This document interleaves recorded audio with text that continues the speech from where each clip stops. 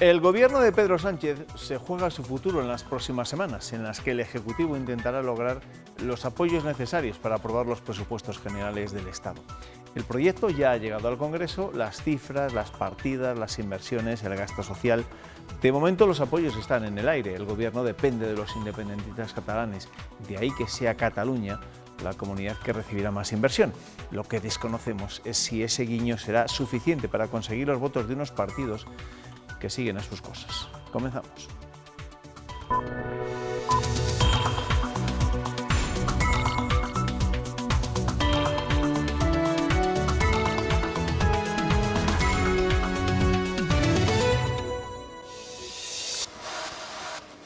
Nuestra imagen del día la protagoniza la ministra de Hacienda y la presidenta del Congreso. María Jesús Montero ha entregado a Ana Pastor el proyecto de ley de los presupuestos generales del Estado. En esos dispositivos electrónicos están todas las cifras que conforman el que puede ser el primer presupuesto de Pedro Sánchez, entre ellas las destinadas a Castilla y León. Según esas cuentas, nuestra comunidad recibirá 1.094 millones de euros en 2019, 91 más que el año pasado. Es la quinta comunidad con más presupuesto, baja, eso sí, un puesto con respecto a 2018. El ministerio que más invertirá será el de Fomento. La inversión prevista por Fomento Castilla y León tiene 908 millones. Aumenta en nuestra comunidad. Crece 55 millones con respecto al anterior. Esa inversión en gran parte irá destinada a carreteras. Por ejemplo, la autovía del Duero con un empujón de más de 74 millones de euros. 30 recibirá la 12 entre Ibeas y Burgos. 24 la 73 para el tramo Pedrosa-Bascones. Casi 21 millones para la 60, en su mayoría en Santas Martas. Y más de 16,5 para la 66 entre Benavente y Zamora. Para la circunvalación de Segovia, 14 millones. Son unos presupuestos que a nuestro juicio claramente se orientan a beneficiar a la mayoría social de este país. En cuanto al ferrocarril, más de 86 millones de euros, 26 para la alta velocidad Valladolid-Burgos-Vitoria y 17 para la línea Venta de Baños Palencia-León-Asturias. Se invertirán además casi 27 para electrificar Medina-Fuentes de Oñoro. Lo que estamos planteando es una reorientación de la política del Ministerio, hasta ahora muy concentrada, como saben, en alta velocidad, pero que ha supuesto también un colapso de toda la red convencional. Las cuentas del Estado prevén también 99,4 millones de euros para políticas relacionadas con el agua, casi 19 para el centro penitenciario de Soria y 5 para el almacenamiento temporal de Garoña. El objetivo de las nuevas medidas fiscales es que no afecten a las clases medias y trabajadoras ni a los autónomos y pymes. Destacan el tipo mínimo del 15% en el impuesto sobre sociedades para las grandes empresas, así como el aumento del IRPF para las rentas superiores a 130.000 euros. El 99,6% de los contribuyentes no va a tener ningún tipo de alteración, de modificación de su capacidad fiscal. Que el Gobierno ha suprimido el carácter temporal del impuesto sobre el patrimonio. El Gobierno destinará un total de 18.102 millones de euros al pago de prestaciones por desempleo este año, lo que representa un 4% más a pesar de disminuir el número de parados. Se recupera el subsidio a los mayores de 52 años. La principal fuente de ingreso que se aporta a la Seguridad Social son las cotizaciones sociales, que experimentan un 7,5% de incremento, 123.584 millones de euros. La inversión en educación crece un 5,9% hasta alcanzar los 2.722 millones de euros, la mayor cifra de los últimos 7 años. En concreto, 1.620 millones para el Sistema General de Becas, un 10,2% más. La partida en infraestructura sube un 18% en estos presupuestos que apuestan por una economía digital y por el retorno del talento científico, con una inversión de 357 millones en I+D+I. Cataluña es la comunidad que más dinero recibirá, seguida de Andalucía, Madrid y Valencia. Todas, excepto Madrid, ven incrementar su presupuesto considerablemente. Esos son los números sobre el papel. Después han llegado las reacciones y los posibles apoyos que va a buscar el Gobierno para intentar sacarlos adelante. De momento el apoyo más probable es el de Unidos Podemos, pero avisan de que tienen que cumplir todas las medidas que pactaron en su día. El Gobierno también necesitaría la suma del PNV y de los independentistas catalanes. Estos últimos siguen sin dar su brazo a torcer. Una vez que han llegado, comienza el camino para que sean aprobados. Los grupos tienen hasta el 8 de febrero para presentar sus enmiendas a los presupuestos generales del Estado. 4 días después, el 12, la ministra de Hacienda los defenderá en el Pleno y el 13 se someterán a su primera votación, la de totalidad. De momento ese día solo tienen garantizados los votos del PSOE. Podemos exige incluir las medidas pactadas. Si no se cumple punto por punto el acuerdo presupuestario firmado por Pedro Sánchez y Pablo Iglesias, no va a haber presupuestos generales del Estado. Necesitan también el sí del PNV. No lo tenemos decidido. Y el de los independentistas catalanes, que siguen reclamando cesiones imposibles a Moncloa a cambio. En cuanto al referéndum, Sí que son seguros los noes de PP y Ciudadanos. Creo que es letal para la economía española y creo que el pago de su alquiler en la Moncloa a sus socios populistas nos está saliendo demasiado caro. No puede ser que la economía de España esté en manos de Podemos. No necesitamos ahora una subida de impuestos, una subida de cuota de autónomos. Si superan la primera votación, los presupuestos se enfrentarán a otra a mediados de marzo, la de las enmiendas parciales. Y si se tramitan, le tocará el turno al Senado en abril, donde serán rechazados por la mayoría del PP. Pero volverían al Congreso para su aprobación definitiva porque puede levantar el veto de la otra Cámara. Especialmente crítico con ese proyecto de presupuestos del Gobierno ha sido el candidato del Partido Popular a la presidencia de la Junta. Alfonso Fernández Mañueco llega a hablar de humillación a nuestra comunidad. Ponen bien a las claras pues la traición a España, porque se humilla a las personas de Castilla y León y se pacta con quienes no quieren apostar por el proyecto de España. De presupuestos y también de política municipal vamos a seguir hablando con nuestro invitado de esta noche, con el que hemos quedado sobre todo para analizar el segundo encuentro internacional Think Europe Compromiso 2030 que se celebra en Soria del miércoles al viernes. En nuestra delegación en Soria nos espera el alcalde de esa ciudad, don Carlos Martínez. ¿Qué tal? Buenas noches. Hola, buenas noches, ¿qué tal? Vamos a empezar echando cuentas. ¿Qué le parecen a usted los presupuestos generales del Estado y sobre todo en lo que se refiere a su provincia, claro está? Bueno, a mí siempre me parecen escasos, ¿no? Ojalá, ¿no? Tuviéramos muchísimos más, ¿no? Pero estamos conscientes de cuál es la situación actual, ¿no? De debilidad, ¿no? y de minoría del Gobierno de España y, por tanto, lo que hemos hecho es trabajar de forma muy intensa en estos últimos 6-7 meses para poder abordar el desbloqueo de todos los proyectos que quedaron prácticamente paralizados desde hace 7 años, ¿no? Si usted analiza la foto fija de hace 7 años, cuando entra el Gobierno del señor Rajoy, y la foto fija actual de la provincia de Soria, prácticamente no se ha movido una sola máquina, no se ha movido un solo proyecto, no hay nada nuevo que meter en los presupuestos del Estado desde el año prácticamente 2011, ¿no? Y es verdad que la cifra supone un empujón importantísimo, ¿no? A pesar de que siempre, como digo, nos parece escasa, ¿no? Los últimos presupuestos gestionados de forma íntegra por el Gobierno del señor Rajoy marcaban una cifra ridícula de 59 millones de euros, ¿no?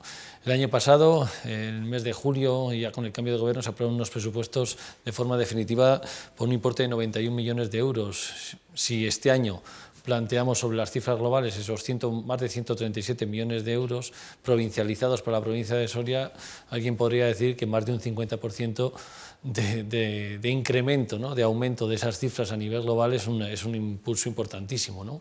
Pero todos conocemos cuál es la situación real de la provincia y de la ciudad de Soria, ¿no? Y por tanto, desde esa situación real necesitamos mucho más de apuesta de políticas públicas que reconozcan el desequilibrio de este territorio con respecto a otros y por tanto que necesiten de un mayor impulso, ¿no? Por eso, bienvenidos sean. Es verdad que son cifras que están a años luz de gobiernos o años anteriores, que seguramente si analizamos, ¿no? Y lo hemos hecho esta misma mañana cuando hemos conocido las cifras globales, a expensas del estudio más pormenorizado de todas y cada una de ellas, son las mejores cifras globales desde el año 2011, desde el último presupuesto Zapatero que cifró la inversión en Soria en 127 millones de euros, este 10 contempla 10 más. Ninguno de los presupuestos del señor Rajoy contemplaba una partida mayor de 107 millones de euros, pero aún así, con todo, permítame que siempre reivindique, ¿no? Para una provincia tan necesitada como la de Soria, con muchos valores que poner en marcha, con muchos valores que poner en activo, bueno, una mayor cantidad de políticas públicas y, por tanto, de inversión para poder salir del desequilibrio en el que nos encontramos. Inversión sobre todo en infraestructura, así que recuerdo una partida de 74 millones de euros para impulsar más la autovía del Duero y sobre todo centrado en obras en su provincia, en la provincia de Soria, pero ¿cree que de verdad, pues al final los presupuestos salen adelante, esta partida va a poder servir para desbloquear de una vez por todas esa autovía que va a unir Soria con Valladolid? Es verdad que el trabajo que hemos desarrollado durante estos últimos meses ha sido precisamente para hacer unos presupuestos que intentaran no engañar a la ciudadanía. Y por tanto sabíamos que teníamos que hacer un mayor esfuerzo inversor allá en los tramos de la 11 en el que se podía desarrollar de forma efectiva la aplicación de esas cantidades presupuestarias, ¿no? Y es verdad que ha habido muchos tramos en que lamentablemente durante estos últimos 7 años ha caducado la declaración de impacto ambiental, hay que hacer reformas en los proyectos precisamente por la caducidad de esa declaración de impacto ambiental, en que las empresas incluso han llegado a concurso de acreedores y a la subrogación de los contratos en otras empresas y por tanto con muchas dificultades precisamente derivados de la parálisis que ha habido durante estos últimos 7 años. A partir de aquí lo que hemos hecho es una apuesta real en aquellos tramos en los que pueden tener una finalización cierta si hay una apuesta económica detrás, es decir, una voluntad política para poderlos poner en marcha. Y creo que se ha hecho un análisis certero de todo ello y vamos a hacer una apuesta clarísima porque la conexión de Soria, al menos hasta el límite de la provincia con Burgos hasta Aranda de Duero, sea una apuesta cierta para la ejecución de 2-3 tramos de autovía en los años 19 y 2020, ¿no? Pero no hemos querido quedarnos ahí, ¿no? Y creo que la apuesta por las infraestructuras para un territorio con tantos desequilibrios, ¿no? Con tantas necesidades estructurales como tiene la provincia de Soria, necesitaba de un impulso mayor e intentar abrir proyectos nuevos, ¿no? Se ha hablado durante estos meses atrás a través de los medios de comunicación, estáis al tanto de ello, sobre todo las necesidades de que la apuesta por el transporte de mercancías ferroviarias va a ser la apuesta del futuro a través de los centros logísticos, a través del desarrollo de ese mapa de infraestructuras ferroviarias de mercancías que es básico en el medio y en el largo plazo. Y nosotros entendemos, ¿no?, que una provincia como Soria, una capital como Soria, tampoco puede quedar ajena a esa red de infraestructuras ferroviarias, ¿no? Y por eso, si yo le doy importancia a algo, aunque sea con una mínima cantidad económica, se la doy precisamente a la apuesta que una vez más se retoma con el tema del ferrocarril. No es lo mismo quien renuncia hace apenas 2 años, ¿no?, por la puerta de atrás a un contrato adjudicado a una empresa para modernizar por un importe de 20 millones de euros para modernizar el ferrocarril de conexión con Madrid, la Soria-Torralba, que alguien que retoma una vez más ese contrato, retoma la modificación de la redacción de ese proyecto y además plantea un estudio de viabilidad futuro para Soria-Castejón. La red ferroviaria no puede tener un fondo de saco en la ciudad y en la provincia de Soria. Soria necesita de pertenecer a un eje, a un tránsito de infraestructuras de mercancías precisamente para darle viabilidad. Y ese, creo, a pesar de la cuantía económica pequeña que la tiene, es la apuesta más importante que tienen estos presupuestos, porque las obras adjudicadas podrán tardar más o menos, pero el quedarnos al margen de las infraestructuras ferroviarias es darle la puntilla definitiva a esta provincia. Así lo hemos hecho saber al Gobierno de España y creo que hay una apuesta importantísima por el ferrocarril que es, yo insisto, ¿no?, en el medio y largo plazo la apuesta más importante que puede tener esta provincia. Esas son las apuestas de las que usted habla en el caso de la provincia de Soria, de estos presupuestos, pero estos presupuestos de momento solo son un proyecto de ley. ¿Cree que el Gobierno va a poder sacarlos adelante? ¿El Gobierno de Pedro Sánchez va a conseguir los apoyos suficientes para sacar adelante estos presupuestos? Mire, durante demasiado tiempo en el panorama político se ha atribuido toda la responsabilidad prácticamente en exclusiva a Partido Popular y a Partido Socialista, independientemente de quién gobernara en su momento, ¿no? Y hoy creo que es la hora de reivindicar también la responsabilidad al resto de los grupos parlamentarios. El panorama actual, el escenario actual que nos trasladaron las urnas en las últimas elecciones generales y que nos van a trasladar, estoy convencido, en las próximas elecciones autonómicas, incluso en las próximas elecciones municipales, nos abre un panorama en que la responsabilidad de todos los grupos políticos, y estoy hablando fundamentalmente de Ciudadanos, de Podemos y de Izquierda Unida, son claves a la hora de aprobar unas cuentas que puedan posibilitar el desarrollo efectivo de los proyectos que tanto tiempo llevamos anhelando en territorios como el soriano. Por tanto, esto es una cuestión solamente de voluntad política de quien gobierna, sino también de responsabilidad de aquellos que están hoy en las filas de la oposición y que tanto han exigido a ambos partidos que se han alternado en el gobierno durante todo este tiempo. Hoy hay que apelar a esa responsabilidad y hoy hay que exigir a nuestros respectivos partidos políticos, Ciudadanos, Podemos, Izquierda Unida, en el ámbito provincial, que presionen a sus respectivos partidos en el ámbito autonómico y en el ámbito nacional para que las cuentas puedan tener, desde luego, unos visos reales de poder desarrollarse con efectividad. Yo el año pasado, tirando de hemeroteca, con unas cuentas, insisto, de 91 millones de euros, vi cómo prácticamente aplaudía todo el arco parlamentario. Desde Podemos a nivel provincial, Ciudadanos a nivel provincial, planteaban un respaldo a estas cuentas para Soria. Hoy, con un 50% más de inversión, pasando de 90 millones de euros a prácticamente 140 millones de euros, no podría entender cómo estos partidos políticos miran hacia otro lado, ¿no? Por tanto, es hora de también apelar a la responsabilidad y siendo conscientes, como bien has dicho al principio de la intervención, es que con 84 diputados es muy difícil gobernar, pero es que esto no va a cambiar. La atomización del panorama del arco parlamentario ha venido para quedarse y, por tanto, hay que cambiar también la forma de entender el Parlamento, la forma de entender los gobiernos. El Partido Socialista lo está haciendo planteando unas cuentas a pecho descubierto en el que tanto Castilla y León como Soria suman y ganan en inversión para aplicar políticas públicas que de alguna forma minoren, ¿no?, esa deriva de despoblación que estamos sufriendo durante muchísimos años. No es hora de mirar al partido, sino de ponerse la camiseta de Soria o de Castilla y León. Pero ya sabe que toda esta negociación del presupuesto general del Estado va a tener su vertiente política y le pregunto abiertamente, ¿cree que a su partido, el PSOE, le puede perjudicar de cara a las elecciones municipales y autonómicas el posible apoyo de los independentistas a esos presupuestos? Yo creo que, mire, venimos de una moción de censura en el que prácticamente desde las filas del Partido Popular se entendía prácticamente imposible por esa concesión millonaria al Partido Nacionalista Vasco. Yo recuerdo cómo en el mes de abril, en el mes de mayo, se estaba brindando en la calle Génova, en las filas del Partido Popular, precisamente por haber aplicado una concesión de 1.000 millones de euros al Partido Nacionalista Vasco y, por tanto, haber conseguido la mayoría parlamentaria como para poder aprobar las cuentas. No entendería cómo ahora tenemos que estar, y permítame la expresión, sujetándonos con papel de fumar por entender que el apoyo parlamentario invalida el desarrollo de las cuentas, máxime cuando lo que está sucediendo en otros territorios del ámbito nacional, ¿no? Por tanto, estamos hablando de unas cuentas que no solamente mejoran en cuanto a la inversión para Castilla y León, y mejoran la inversión en la provincia de Soria, sino que además mejoran la vida de las personas. Yo quiero recordar que es que, al menos en la provincia de Soria, que son los datos que hemos estado recabando esta misma mañana, son más de 10.000, 8.913 las personas que cobran menos del salario mínimo interprofesional y que el 22% de incremento viene también sumado en estas cuentas presupuestarias de los presupuestos generales del Estado presentados. Yo he visto cómo estas cuentas, estos presupuestos generales también recogen el incremento importantísimo para los pensionistas. Todos sabemos el nivel de envejecimiento que tiene Castilla y León y todos sabemos el nivel de envejecimiento especial que tiene la provincia de Soria y que se cifra en 22.520 pensionistas, 6.500 de ellos cobrando la pensión mínima con un incremento superior al IPC que reflejan estos presupuestos generales del Estado. Por tanto, si alguien quiere ponerse de perfil o ponerse en contra en estos presupuestos, tendrá que dar las razones y los argumentos, porque no hay razones políticas algunas cuando se habla del bienestar y del beneficio de la ciudadanía. Y estas cuentas creo que son beneficiosas. Y lo digo desde el punto de vista autocrítico con el que he comenzado la intervención.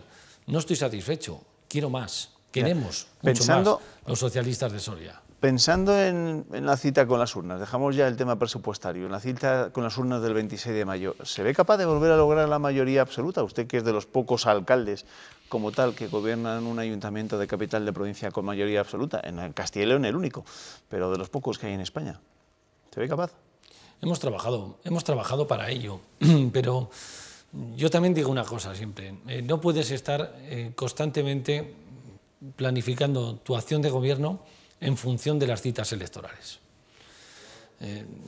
Creo que el mayor de los errores que puede cometer un equipo de gobierno, que puede cometer un responsable público, un alcalde, una alcaldesa, un presidente de una comunidad autónoma, es estar constantemente poniendo el reloj a cero en función de la cita electoral de turno. La necesidad que nos demanda la ciudadanía es precisamente apostar, desarrollar por proyectos completos dentro de una estrategia de desarrollo integral, en el que tienes que adaptarte a las circunstancias electorales de cada uno de los momentos, ¿no? Nosotros nos ha venido bien, entre comillas, la minoría parlamentaria del Partido Popular en la comunidad autónoma, porque nos ha permitido poder reivindicar con más fuerza y que seamos escuchados con mayor atención por parte de la comunidad autónoma en estos últimos 4 años. Es verdad que la inestabilidad que ha sufrido el Gobierno de España con doble repetición de elecciones, esta moción de censura, ha sido un lastre, pero no para el Ayuntamiento de la ciudad de Soria, sino para todos los ayuntamientos, ¿no? Por tanto, nosotros trabajamos con el objetivo de poder revalidar la confianza de la ciudadanía prestada en los anteriores comicios. Y luego, a partir de ahí, si es mayoritaria o no es mayoritaria, será la ciudadanía la que lo exija. Nosotros trabajamos para ello, para poder desarrollar un proyecto concreto que hoy por hoy es compartido por gran parte de la ciudadanía y que ya nadie cuestiona.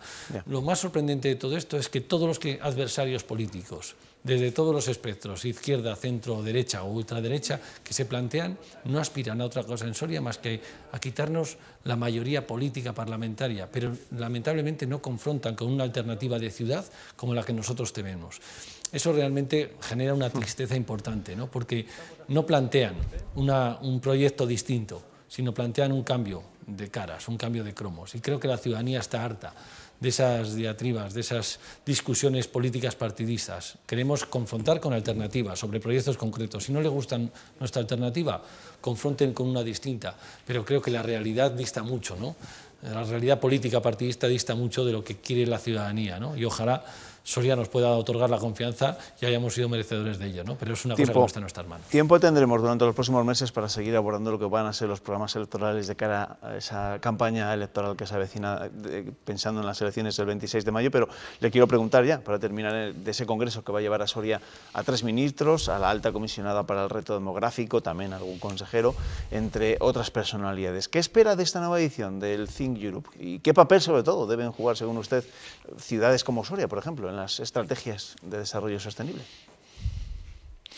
Mira, hay una máxima que en los medios de comunicación aplicáis muy bien y la conocéis perfectamente, que es que lo que no se ve no existe, lo que no se escucha no existe. Y durante demasiado tiempo las necesidades de una provincia como Soria, que aplicadas a una distinta escala son las necesidades que tiene una comunidad como Castilla y León, son, bajo mi punto de vista, excesivamente silenciadas, ¿no? A través de los medios de comunicación. Es verdad que hablamos en nuestros entornos mediáticos más cercanos, somos capaces de hacer una reivindicación y salir a nuestras calles para alzar la voz en nuestros barrios, en nuestras ciudades, pero es muy difícil que rompamos el límite provincial, el límite autonómico para que nuestras reivindicaciones realmente sean escuchadas en el ámbito nacional y en el ámbito europeo.